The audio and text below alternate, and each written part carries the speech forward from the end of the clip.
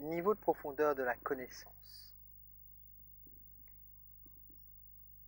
Parfois, je reçois des mails où il y a des commentaires sur le blog qui disent oui, mais bon, ça, je connais. Euh, Tu me prends pour un débile ou quoi, c'est connu ça.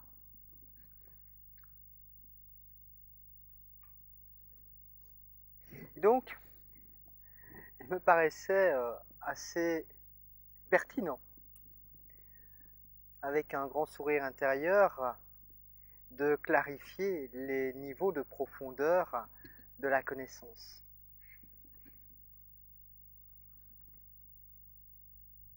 Alors prenons un objet de connaissance d'abord. Prenons la joie, par exemple.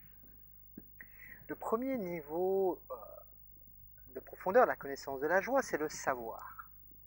Quelqu'un qui a lu tous les livres sur la joie, sur les mécanismes psychobiologiques de la joie, sur les expériences spirituelles des grands maîtres à propos de la joie, et cette personne va être un érudit de la joie, va connaître tout sur le bout des doigts de la joie et va pouvoir vous en parler pendant des heures et des heures et donner le change. Le seul inconvénient, c'est qu'il n'y aura jamais eu un éprouvé de joie. Ce savoir intellectuel avec un petit i, ce savoir est froid. Ce savoir est un concept. Ce savoir va créer des cloisons, va créer le jugement, parce que l'on croit savoir ce qui est la vérité, parce qu'on l'a lu. Ensuite vient le deuxième niveau de profondeur de la connaissance. C'est la connaissance avec un petit c. Là, il y a eu l'éprouvé de la joie. Il y a eu une reconnaissance de ce que c'est la joie. Et souvent, cet éprouvé, s'il est profondément vécu, cet éprouvé va faire sauter les concepts intellectuels. À ce niveau-là, il y a toujours quelqu'un qui va éprouver ici la joie. Et cet éprouvé peut devenir une prison. On va essayer d'y revenir le plus souvent possible. On va s'y attacher. On ne veut pas perdre cet éprouvé. Et quand on l'a perdu, on va être mal.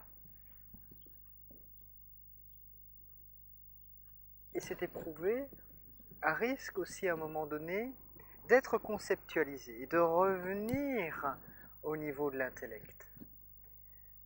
Avec quelque chose en plus, c'est que comme il y aura eu l'éprouvé, on va former une croyance. Une croyance. Et là encore, c'est moi qui ai raison. Le troisième niveau de profondeur de connaissance est l'incarnation. Vous avez très certainement déjà vu, été en relation avec des personnes où à leur contact vous dites mais cette personne-là elle incarne la joie, elle incarne la paix, elle incarne la droiture, elle incarne ceci, etc. etc. L'éprouvé là aura été profondément vécu. Et la personne l'aura saisi, gardé pour elle, travaillé, affiné, afin qu'il puisse s'accommoder à elle. Elle incarne l'éprouvé.